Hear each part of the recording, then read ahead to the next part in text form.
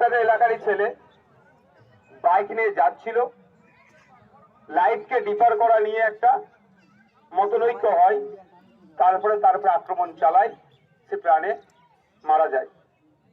আমি যেদিনকে পোস্টমর্টম হয় সেদিনকে আমি পৌঁছে গিয়েছিলাম পিজি হসপিটালে, সেখানে কথাও বলেছি এবং সেই দিনকে এদেরকে বলেছিলাম যে আমি তাও চেয়েছিল যে জানাজা যেদিন হচ্ছে সেই দিন বিশেষ করে আমাদের এই ভাই এবং যে ছেলেটি মারা গেছে তার বড়দা যে আসার জন্য আমি বলেছিলাম যে আমার এখন সময় হয়ে উঠছে না, আমি অন্য কোনো সময় অবশ্যই আসবো।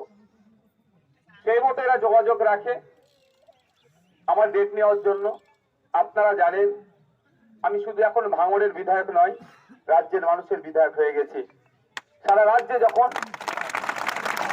পুরো জায়গায় অন্যায় অনাচার সংগঠিত হয়, প্রত্যেকটা ক্ষেত্রেই আমি মানুষের পাশে দাঁড়ানোর চেষ্টা করি।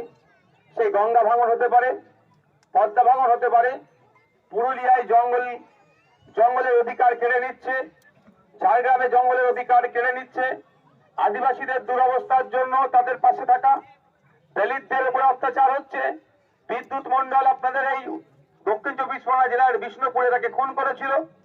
ওইদিকে শিকারি মোড়া, বিভিন্ন জায়গায় যখন অন্যায় অনাচার সংগঠিত হচ্ছে আমি ছুটে যাচ্ছি। ফলে এখানেও আসতে চেয়েছি কিন্তু সময় আমার হয়ে ওঠেনি, আমি অবশেষে আজকে এসেছি। তবে আজকে আসার আগে খবর পেলাম যারা এই হত্যাকাণ্ডের সাথে যুক্ত দুজন, তার মধ্যে একজন জামিন পেয়েছে। ব্যাপারটা হচ্ছে যে অন্যায় করেছে সে শাস্তি পাক আমরা সবাই চাইতো নাকি? কারা চাইতো? হাত তুলুন তো ভাই। সবাই আমরা চাইতো নাকি? যারা অন্যায় করেছে শাস্তি পাক সবাই চাইতো।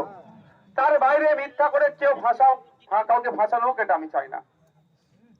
ইভেন যখন যেদিনকে পোস্টমর্টম হয় সেদিনকে আমি গিয়ে এদেরকে বলেছি যে মিথ্যা করে কিন্তু কারো নামে বলবে না।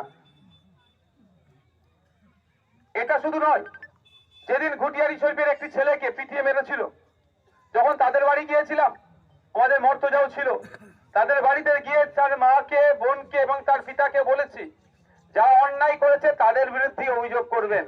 তার বাইরে একটা কোনো ফালতু লোক, মানে ফালতু মিন্স যে ওর সাথে টেনশন ছিল, নাম বেরিয়ে দিলাম,